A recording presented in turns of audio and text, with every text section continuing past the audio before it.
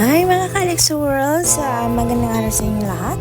So, welcome sa aking YouTube channel. And for today's video, ayan, medyo torto ito. Ayan, medyo tor. Ayan, so, ayan, nabili kong farm lot during pag-uwi ko sa Mindanao. Ayan, so unexpected talaga na makakabili ako ng ganyang kaganda na farm. Ay, hindi naman siya farm talaga, totally na farm. Pero, ayan, ginawa ng may-ari na farm. So, binibinta niya. So, unexpected na makuha ko siya kasi medyo mahal. At, during, wala akong pera. Wala akong pera. Ayun, pero, mabilis tayo mag-isip, charot. Ayun, so, nakuha ko siya, cash, at, yaman mo na.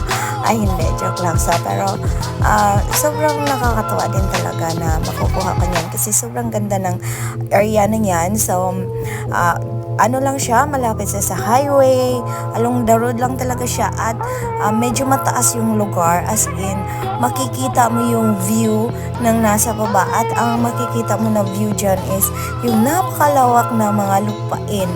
Ayun, at saka napakagandang, parang may tourist na, tourist? Ano ba yung tawag nun? Yung parang attraction siya na bundok, na bukid.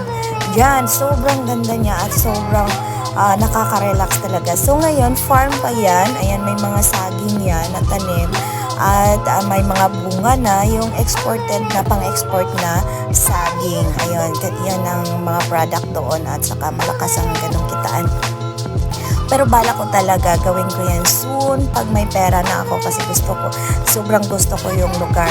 Gagawin ko siyang tourist attraction. Ayan, so parang may idea na ako. Sobrang dami kong idea na gusto dyan at gigil na ako na magkaroon ako ng ipon. Pero for now, ayan, so kikita naman ang lupa na yan kasi ipapatrabaho ko yan para kikita siya and soon magiging tourist attraction talaga siya kasi along the road lang siya, tapos makikita talaga yung magandang view kapag doon ka sa taas at sobrang mabilis lang siya tuntunin or mabilis lang talaga siya puntahan kasi along the highway lang talaga siya. Ayun, so I'm very happy and so blessed kahit kasi hindi naman ganun kalaki yung